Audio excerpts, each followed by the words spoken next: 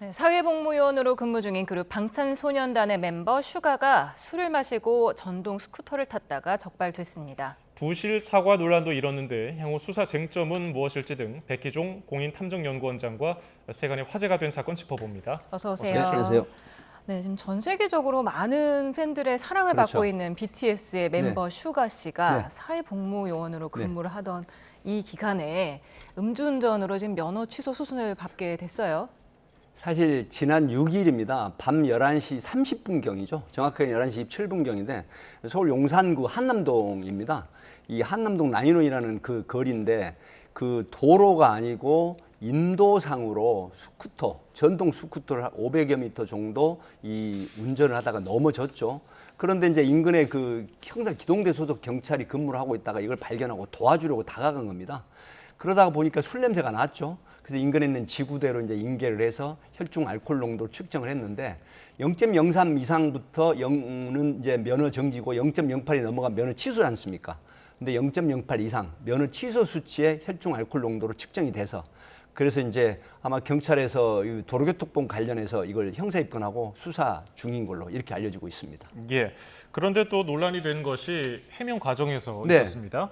처음에는 전동 스쿠터라고 이제 언론에서 얘기를 하니까 전동 킥보드다 이렇게 표현을 해가지고 논란이 됐다가 다시 이제 또 전동 스쿠터로 인정을 했어요. 어떻게 보셨습니까? 이 소속사에서 이제 대응을 잘못해가지고 뭐 얼마 전에 정말 그 굉장히 유명 가수의 사건이 좀 떠오르기도 했는데 사실은 이게 세계적인 아티스트 아니겠습니까? 이 세계적인 아티스트 BTS 방탄소년단 이런 유명한 세계적인 아티스트가 사실 사회복무 요원이면은 그 복무 기간 중에는 상당히 조심하는 그런 사례가 있어야 됨에도 이런 걸 관가를 하고 결국은 전동 스쿠터를 이 전동 킥보드라고 이렇게 발표를 1차 했어요. 그리고 언론에서도 전동 스쿠터가 아니냐 함에도 불구하고 뭐 안장을 얹은 전동 킥보드다 이렇게 변명을 했다가 이제 2차 입장문에서 전동 킥보드다. 뭐 사양이라든가 그다음에 그 물건 소위 말하면 이 품질에 대한 그 지식이 없어서 전동 킥보드라고 이렇게 발표를 했다고 하면서 2차로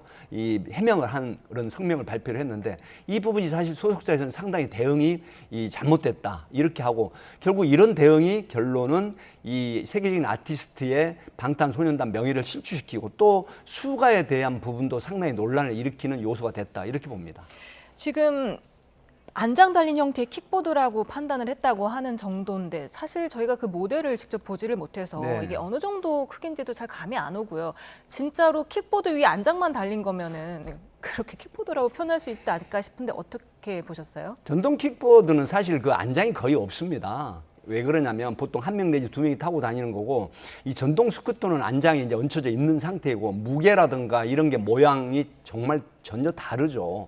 그러니까 뭐 예를 들어서 뭐 병아리나 이런 어떤 그 종류를 보고 닭이 아니고 병아리였다라고 하는 격이 돼 버렸는데 사실 이 부분은 대응이 정말 잘못됐다고 하는 부분이고 1차적으로 어떤 명예훼손적인 부분에서 좀 지켜주려는 아티스트를 지켜주려는 의도였지 않을까 하는 생각이 들지만 이런 부분을 명확하게 발표를 하고 사과 성명을 냈었으면 하는 아쉬움이 있다라는 거죠. 예. 그런데 스쿠터냐 킥보드냐 이게 왜 논란이 되는가 하면은 그거에 따른 처벌 수위가 좀 달라지기 때문이 아니냐 이런 얘기가 있더라고요. 그렇습니다. 이제 이 스쿠터, 소위 말하면 전동 스쿠터 같은 경우는 음주운전이라고 했을 때 이 도로교통법 위반 적용을 받습니다. 형사처벌이 되는 거고요.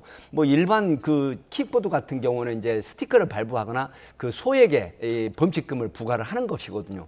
그렇기 때문에 형사 입건되는 부분하고 또 차이가 상당히 있다라는 거죠. 이런 부분을 감안한 그런 입장 발표가 아니었나. 만약에 이런 부분이었다라고 하면 굉장히 잘못된 그런 발표였기 때문에 이 비난의 가능성이 훨씬 더 크다. 이렇게 보는 겁니다. 이렇게 처벌 수위가 높은 이유가 같은 뭐 속도를 낸다 할지라도 이 전동 스쿠터가 킥보드보다는 무게가 더 많이 나가기 때문에 그렇죠. 좀 더 위협적이다 이렇게 봐야 될까요?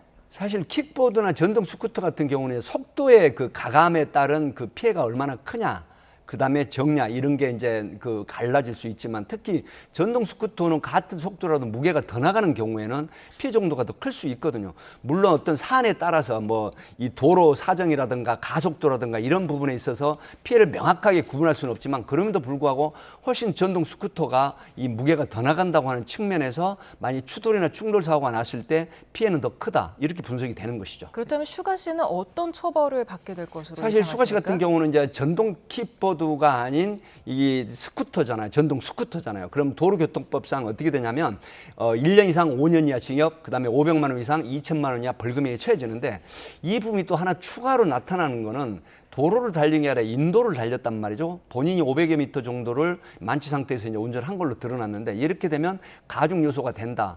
그럼에도 불구하고 검찰에서 기소를 할 구약식 공판으로 할지 아니면 약식 기소로 할지 이 부분인데 통상적으로 그 같은 범죄 전력이 없으면은 약식 기소로 해서 벌금형으로 처분을 받을 가능성이 높다 이렇게 분석을 합니다. 예. 지금 슈가 씨가 사회복무요원 신분입니다. 네. 그래서 병무청 차원에서는 어떤 처분을 내릴지도 궁금했었는데 병무청은 어쨌든 일과 이후라서 상관이 없다는 그런 입장을 밝혔어요. 이 군 형법을 적용하는 건 현역 사병, 현역 장병이나 사병들에 대한 적용을 합니다. 그럼에도 불구하고 사회복무요원은 일반 법률, 일반 형법을 적용하기 때문에 일과 시간 내에 같으면은 군형법 적용을 하지만 예. 일과 시간 밖으로 나온 그런 시간이 확인이 됐기 때문에 이 군형법을 적용하지 않고 일반 법률을 적용하는 형태가 되겠습니다. 그래서 이 아마 지금 복무 규정이라는 게 있는데 이 부분도 업무 시간 내에 있었던 이런 부분에 제재를 가하는 거거든요. 만약 이 사안으로 구속이 된다라고 가정을 했을 때는 구속 기간 동안 다시 수감 생활 끝나고 나면 그 기간만큼 다시 수감 생활을 하는데 아마 이 부분은 이제 벌금형 정도로 예상이 되기 때문에 그렇게 이 사회복무 요원 기간에는 아마 적용이라든가 어떤 영향을 받지 않을 걸로 그렇게 보입니다.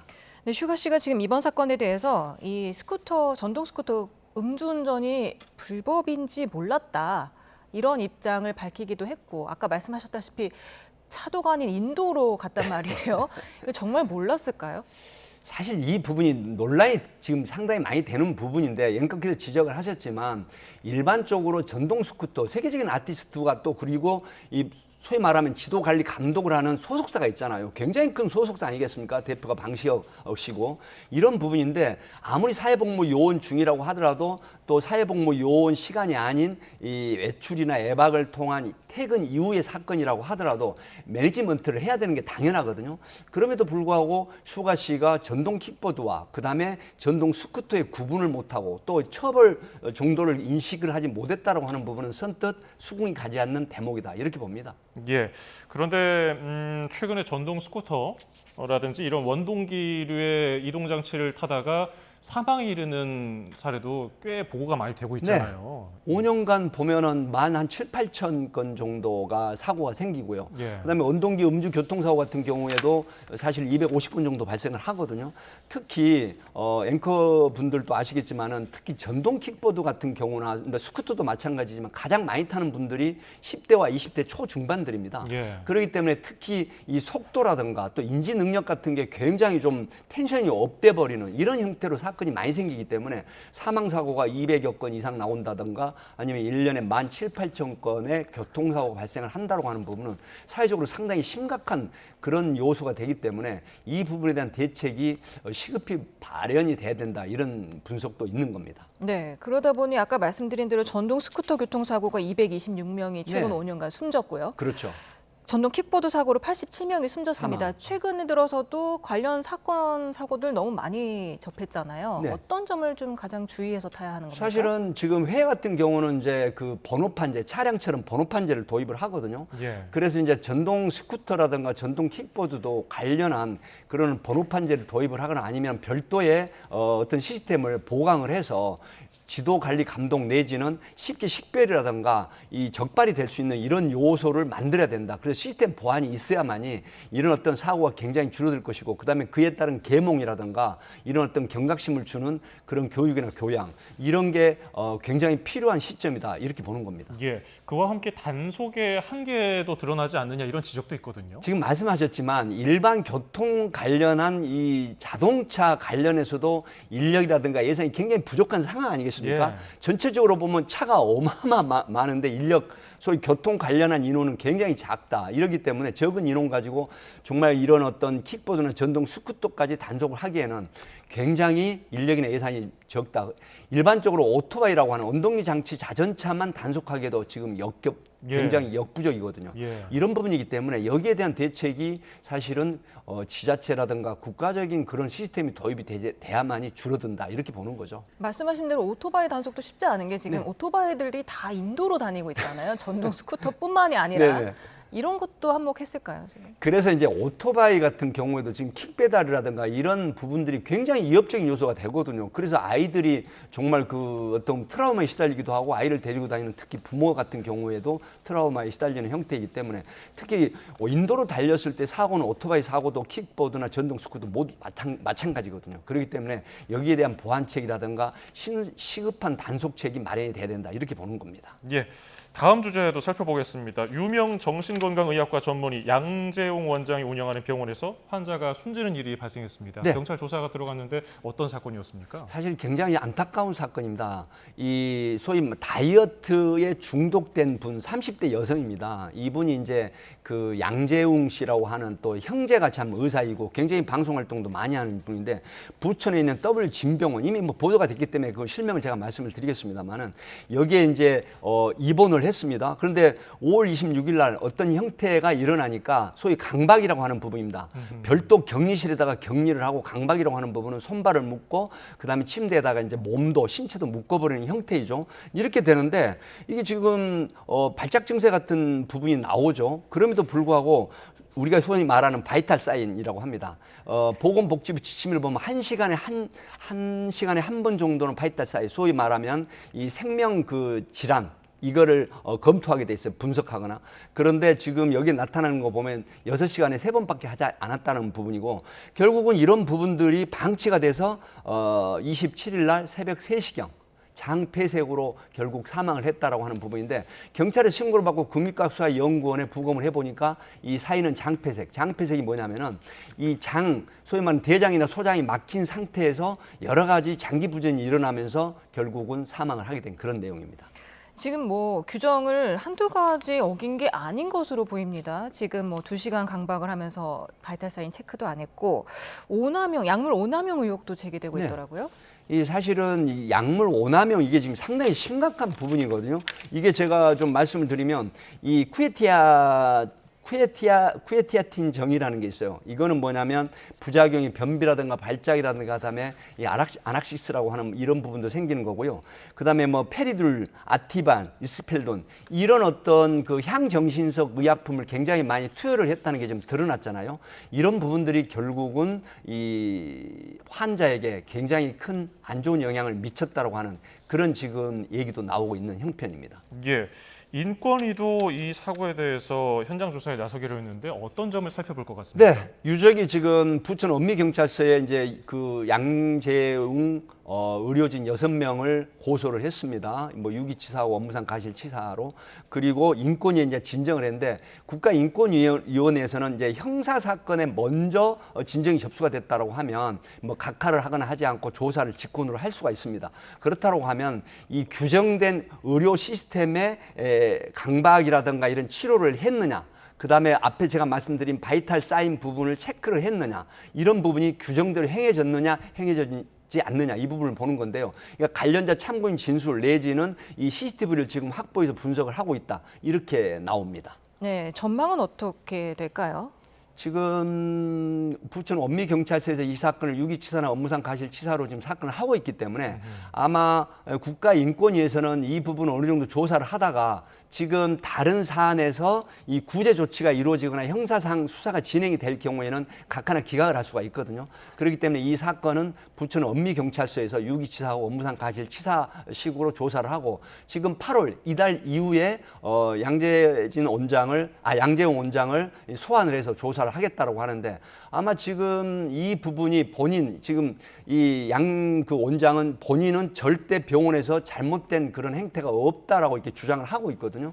그럼에도 불구하고 앞에 제가 말씀드린 바이탈 사인이라든가 그 다음에 여러 가지 강박에 관련된 부분 그리고 이 투여한 약물 이런 부분들 의료 기록을 이제 열람을 해서 조사를 하게 됐을 때 이게 입법성이 있거나 잘못이 드러나게 되면은 이 유기치사나 업무상 과실치사로 입건을 해서 유죄 혐의로 이 송치를 할 가능성도 있다 이렇게 봅니다. 예, 다음 주제 살펴보겠습니다.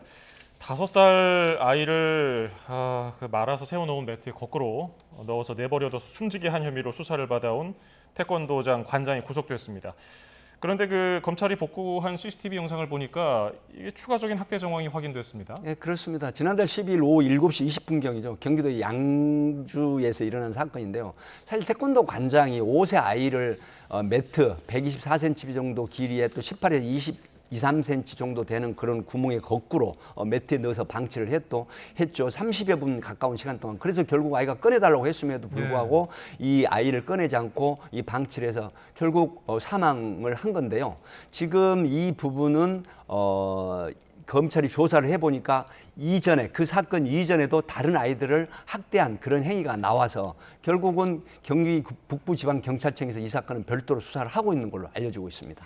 아니, 다른 사람 사범들이 이제 꺼내줘야 한다라고 했는데도 듣지를 않았다고 하던데 다른 사범들이 좀 꺼내줬으면 어땠을까 하는 그런 앵커께서 안타까움이 말씀하신 것처럼 정말 안타까운 겁니다. 뭐 예를 들어서 이제 관장이 꺼내지 말라라고 했다고 하더라도 이 사범들이 꺼내줬어야 되거든요.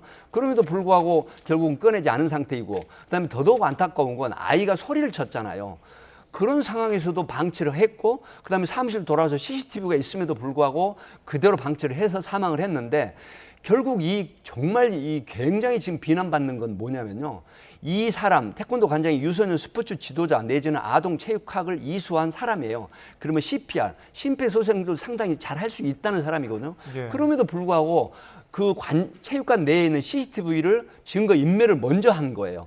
결국 아이가 병원에 이송이 됐지만 심정지 상태로 해서 이 사망을 하게 된 건데 사실 허혈성 뇌손상 그리고 자세형 질식사 이렇게 나왔거든요. 이건 뭐냐면 아이의 자세를 굉장히 안 좋게 해놓은 상태에서 숨을 제대로 못 쉬니까 뇌에 산소 공급이 안 돼버린 겁니다. 그래서 5살 아이가 결국 매트 안에서 사망을 해버린 건데 이 검찰에서는 정말 이 부분을 아동학대 처벌에 관한 특례법에 있어서 아동 살해 혐의로 기소를 했습니다.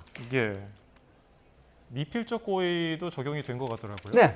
사실 이제 중상해 같은 적용을 경찰에서 했을 때는 이 아이가 지금 중환자실에서 치료 중이었는데 사실 사망을 했잖아요. 23일 날. 그래서 결국은 제명을 이제 바뀌었는데 이게 검찰이 미필적 고의라고 하는 부분은 이렇게 해도 죽어도 상관없어라고 하는 부분을 미필적 고의라고 합니다. 그래서 결국은 죽어도 좋다라고 하는 생각으로 인정을 했는데 이 부분이 결국은 충분히 제가 앞에 말씀드린 그런 어떤 여러 가지 자격이 있음에도 불구하고 CPR, 심폐소생술을 하지 않고 그다음에 증거인멸을 해버리는 형태 이런 부분들이 결국 가중처벌 요소가 있다라고 해서 미필적 고의한 살인, 아동학대범죄 처벌에 관한 특례법에 아동살해죄로 기소를 한 것입니다.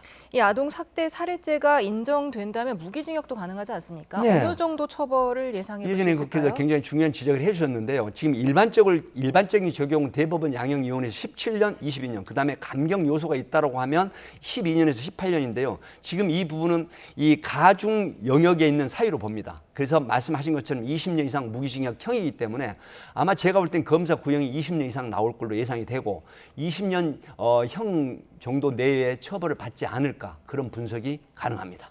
예, 알겠습니다. 지금까지 세간의 화제가 된 사건들 백기종 공인탐정연구원장과 짚어봤습니다. 고맙습니다. 네, 감사합니다. 감사합니다.